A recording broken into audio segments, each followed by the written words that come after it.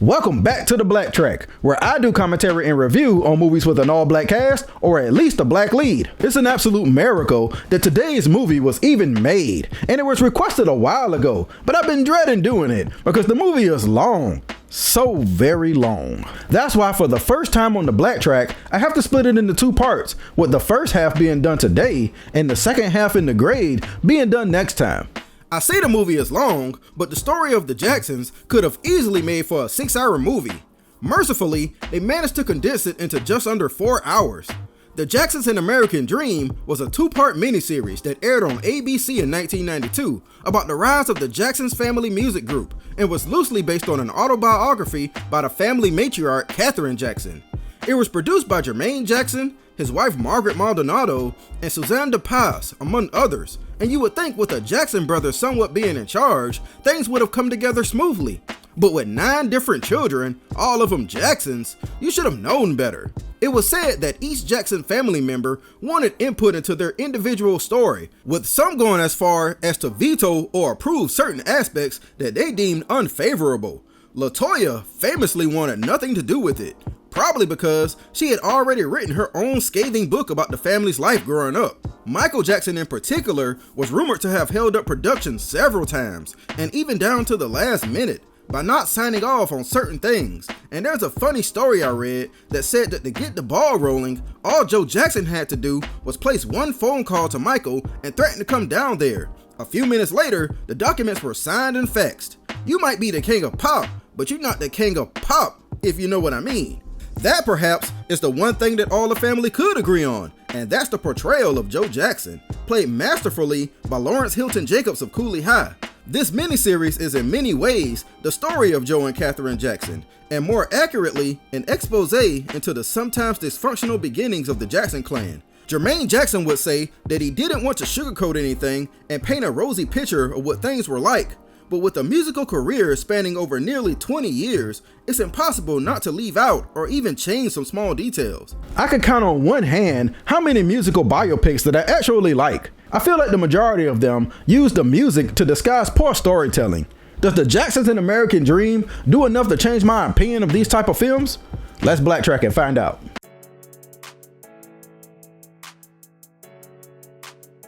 I know who definitely had control over his character, and that's Joe Jackson. Why else would the movie portray him as if he's the man in this town the minute he walks through the door? Joe Jackson. Joe walks into what looks like a box social, I assume. I mean, it is the 1940s, what else can it be? And the sister of Catherine Screws makes him out to be the motherfucking man of the party, as if everybody was waiting on him to arrive. But nobody else even reacts to his entrance. The only people who care are Catherine and her sister. Catherine is played by Angela Bassett, and the story goes that Michael insisted that whoever played Kat had to be beautiful, which isn't too surprising. I mean, it is his mother after all. Angela Bassett tells a funny story where her agent at the time really didn't want her to take the role because of all of the controversy that Michael Jackson was involved in at the time. But she has a funny line where she's like, well, I'm not playing Michael Jackson, I'm playing his mom. This is one of many of Angela Bassett's classic roles. She did her research and really embodied the spirit of Katherine Jackson. And that's with me not knowing a thing about this woman before this movie debuted. Katherine Jackson had a limp due to her having polio at a young age, and Angela Bassett keeps that limp going the entire movie. It seems small, but you'd be surprised how many times actors will accidentally drop a nuance like that partway through filming without even noticing. Even though people usually refer to this as the Jackson 5 movie, it could be said that it's more about Joe and Kat than them kids. A full 30 minutes is dedicated to the ups and downs of their early relationship before any of the kids are even born. I've heard some people call this early part boring, but personally, I like it. It further adds to the idea that everything didn't start all perfect, and the family wanted to show that. Joe takes an early liking to Katherine, but then abruptly takes off and marries some other woman out of nowhere. That's fine, I don't need him. Who does he think he is? His friend Preach looked better anyway. But then he returns and decides it actually is Katherine that he wants to be with. This part of the story is actually true and happened about the same as the movie shows it, except for the fact that Joe was actually already married to the woman before he met Katherine, not after. I give him credit though. He did at least get that marriage annulled before he tried to weasel his way into some handicapped parking, so kudos to him. I also like the fact that he has ambition, wanting to be a musician and a boxer. That's admirable. So why then is his pullout game absolutely atrocious? Before you know it, he and Catherine are with child, and Catherine acts like it's completely her fault for ruining his dreams. Oh no, baby. Joe here couldn't pull his hands out of his pockets if you asked him to. It's not your fault. Then the movie puts a weird dramatic effect on the news that's weirdly out of place.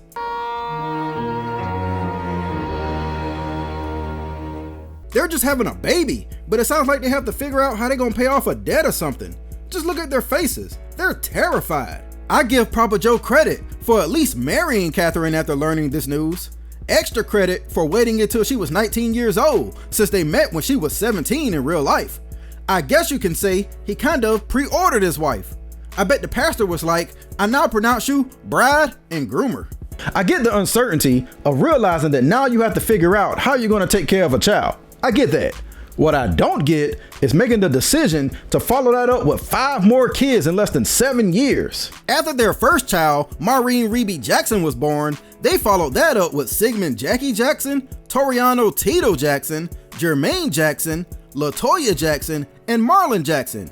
And you may not know this, but it actually should have been 6 kids, since Marlon has a twin named Brandon Jackson, who sadly passed away after childbirth. The movie skips over this fact for obvious reasons, but talk about something to think about. Brandon Jackson could have possibly been the most famous Jackson instead of Michael under different circumstances. Speaking of Michael, the movie sure makes it a point to focus on his arrival into the world. All the other kids get treated like background props and only get a passing mention from Catherine, just to make sure you know all of their names. Oh, there now, Jermaine. Come here, Tito, Jackie. Soon it'll be nice and warm. LaToya, cuddle up close to Reby. But Michael gets 2 whole scenes dedicated to his introduction. One where Joe finds out Catherine is pregnant again, and another where he's born and Catherine's mother, played by Margaret Suge Avery of The Color Purple fame, try to come up with names for him. How about Ronald? Oh, Mama, no, not Ronald. Donald? Well, how about Michael? Oh man, I feel like the world got robbed of Ronald Donald Jackson. Now coming to the stage, Ron the Don Jackson. First scene is also notable because Joe explains why the hot and ready sign is always on when it comes to Catherine Jackson. You should be using birth control. I don't believe in no birth controls, you know that. So the Jacksons were Jehovah's Witnesses, and it feels like the movie is trying to imply that that's the reason that they didn't use birth control. But I know a few Jehovah's Witnesses, and as far as I know, that's not one of their beliefs. So we may never know why the Jackson parents didn't have a plan B. Or maybe I should say plan C, because once Joe realizes that his sons have talent, plan B was putting all his efforts into making them stars, so that basically he can live the dream that he never had. But I guess Joe Jackson's American dream isn't nearly as catchy. The scene where he discovers his guitar is broken and forces Tito to play it for him is true to life and happened about how the movie portrays it, according to the family. Look at him, you can see the wheels spinning in his head. It's also about right here where the movie starts showing Joe's apparent rougher side. I don't really have an opinion either way about how his disciplinary actions are portrayed in the movie, but I do think it's a little weird that there's no indication early on that he's this violent and abusive man, and then suddenly, once all the kids are a little older, he becomes this angry and abusive man almost spontaneously. And maybe even abuse is a bit of a stretch as far as the film is concerned, because here's what we see. There's a scene where he smacks Marlon upside the head. Okay, I'll give you that one. That was a little unnecessary, but not uncommon in a lot of homes. He chases Michael into a room, threatening to spank him, but only after Michael throws a shoe at him, George W. style. Then he whips Tito with a belt, but only after discovering that Tito damaged his expensive guitar. So basically what I'm saying is, what's portrayed in the movie isn't particularly damning to me. But you also have to consider that a lot of people who know the Jackson family and saw the film said that it was toned way down from the things that they personally witnessed. Even the kids themselves are split on the subject, with some saying, yeah, we were abused, and the other half saying, nah, we really weren't. So once again, it's not my place to say whether Joe Jackson was abusive or not, but the way the movie presents it, damn near all of us could say we were abused at some point. Damn, that sounds really bad when you say it out loud. But enough about that for right now. Most of Joe's energy is spent on getting the boys ready for prime time and teaching them to be responsible men, even if that means moving bricks for seemingly no reason. At this point, some of the Jackson boys, and even the older sisters, are played by some notable actors, most notable being Bumper Robinson, who plays young teenage Jackie Jackson, and who had already done quite a bit before this and a ton of TV and voice acting after this, and still to this day. Teenage Reby Jackson is played by everyone's favorite cousin, Monica Calhoun, who most people know from the Players Club and the Best Man series. Luckily for Jermaine Jackson, he had a son who was old enough to play him, and Jermaine Jackson Jr. is the only actor in the movie to appear alongside all three age groups and all actor changes in the film. Alex Barral plays young Michael Jackson, and even though he was one of 3 actors handpicked by Michael Jackson himself, he doesn't do much after this movie. The other actors may not have gone on to do much either, but it did an excellent job here. Sure, they mostly just pantomime to somebody else's singing, but that's a lot harder than it sounds. In the movie, the Jackson group starts out as just 4 brothers: Jackie, Jermaine, Tito, and Marlon. And Michael isn't added until Joe and Catherine realize he can sing after seeing him at a school talent show. It's a nice little scene that shows just how wrong Joe was for not wanting Michael to be in the group, and how proud Catherine is of her baby. But unfortunately, it's mostly fiction.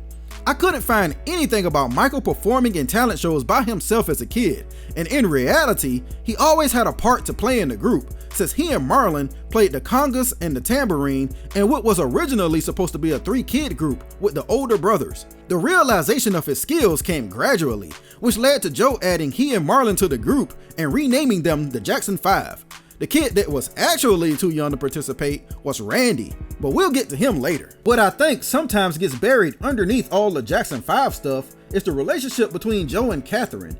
Angela Bassett and Lawrence Jacobs are acting their behinds off, but it feels like the movie is in a hurry to get back to the music and the boys. There's one scene where Catherine is giving Joe the business because he keeps buying musical equipment when they're struggling to feed the kids and survive. Poor Catherine is even working a job where she's on her feet all day, just limping her way through life trying to survive the best way she can. Then there's another scene where Joe is threatening to kick Marlon out of the group, which is another fabrication for the movie. I needed more of this and less of the musical numbers, but I guess the producers knew what the majority of the people came to see. And if it's music you came to see, well, the Jacksons' An American Dream has plenty of it.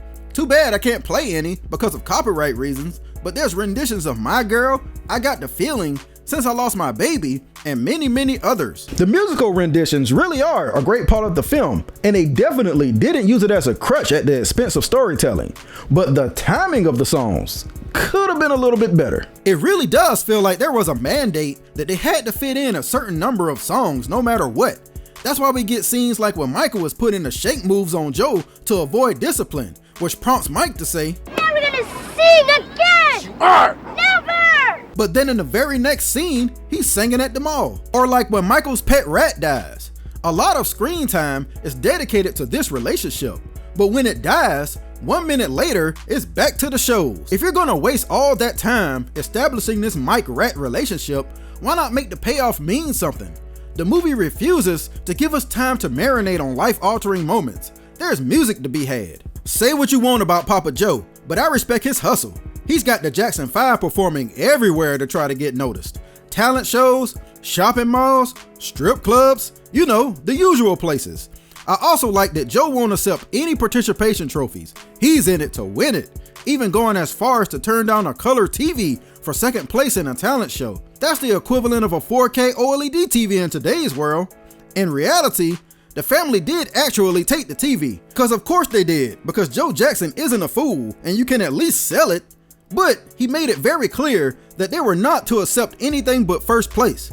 This whole part of the movie is somewhat of a misrepresentation of their early careers. They definitely did do some underground gigs to make a name for themselves, but An American Dream makes it seem as if they did all of this work only to get closer to getting that all-important Motown contract. The real Jackson 5 actually did sign to a small label called Steeltown Records in late 1967, and even recorded 2 songs that were distributed through Atlantic Records.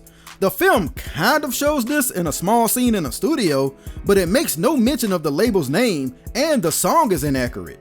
The strip club performance is also out of place because they only did those to make money while negotiations with Motown was taking place. One of my favorite parts of the movie are the scenes that show that the Jackson boys are growing up and how the grind is affecting their childhoods, especially Jackie. They just want to have normal lives, but Joe doesn't think they have time for that. Jackie can't play baseball with his friends, he can't really talk to girls, he can't even walk in peace without being assaulted by other R&B acts like Boyz II Men.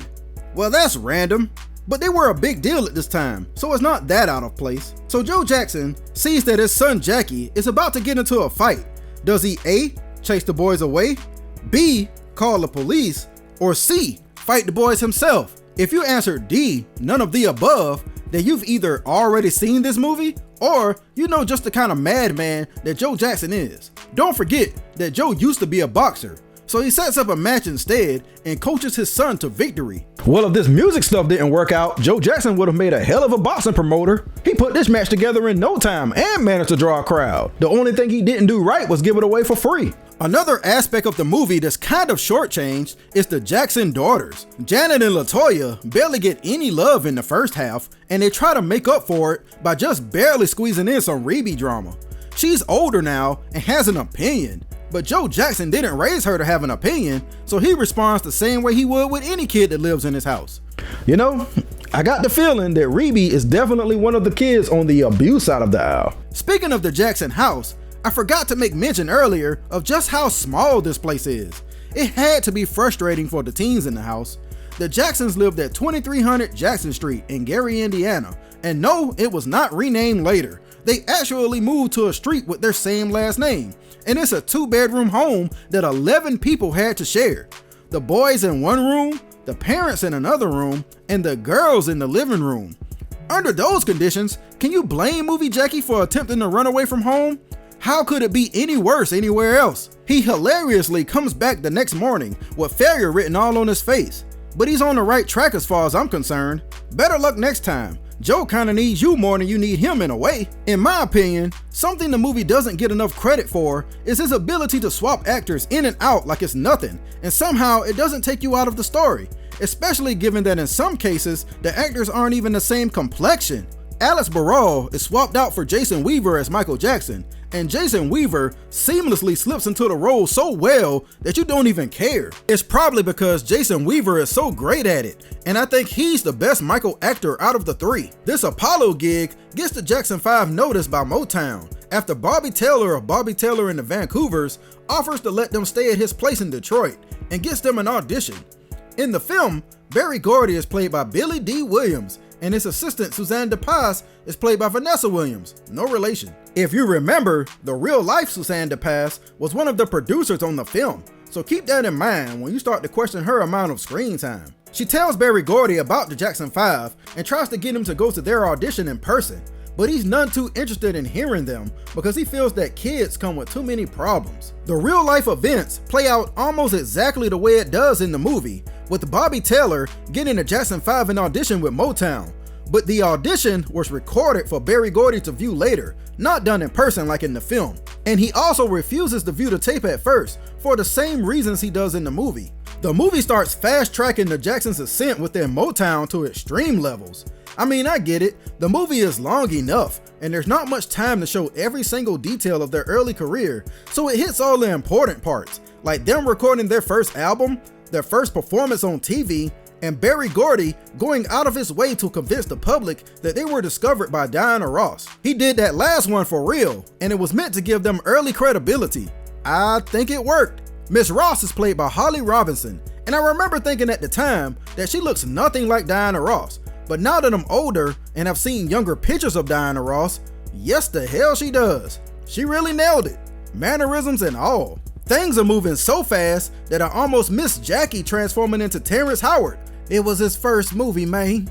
All that hard work finally paid off for the Jacksons. They're signed to Motown, getting television exposure, and the family finally moved out of that 2-bedroom shack and into a mansion named Havenhurst. That brings the first half of the story full circle, since that's what Joe promised he would do for Catherine all the way back in the beginning of the movie. With all this greatness, what can possibly go wrong? Well, if you have to ask that, then you already know that the answer is everything, but it may not be as bad as you might be expecting. There are a few small negatives forming in the background, like Jermaine forming a relationship with Berry Gordy's daughter Hazel Gordy, Joe feeling like he's being pushed out by Berry Gordy, who seems like a better father than he ever was, and Catherine feeling like she's useless now that she's in Havenhurst with no real way to contribute. How will all of this affect the family moving forward? We'll get the answers to that on the next part of this BlackTrack. This is where the first half ended on ABC back in 1992, and thankfully the DVD includes 2 discs to make it easier for me. So join me here next time for the second half of the Jacksons and American Dream, where the Jackson brothers grow up and in some cases grow apart. Until next time, I'll holla at you.